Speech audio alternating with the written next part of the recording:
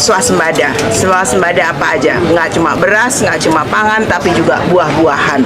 Mungkin 2-3 tahun ke depan tidak ada lagi buah impor. Semuanya produksi dalam negeri. Titik Soeharto sedih di pinggir-pinggir jalan banyak pedagang buah impor. Ketua Komisi 4 DPR RI, Siti Hediati Haryadi atau Titik Soeharto, mengaku sedih melihat kondisi pedagang di pinggir jalan yang banyak menjual buah impor. Padahal, kata Titik, Indonesia punya potensi besar untuk produksi buah sendiri. Buah-buahan sekarang sedih banget. Kalau keluar kota tuh di pinggir-pinggir jalan dipenuhi buah-buah impor, kata Titik. Hal itu disampaikan Titik Soeharto ketika melakukan kunjungan kerja ke kebun budidaya anggur Virisco di Kecamatan Cisarua, Kabupaten Bandung Barat, Jawa Barat. Menurut dia, Indonesia memiliki kekayaan alam yang sangat bagus dan tanah yang subur untuk budidaya buah-buahan.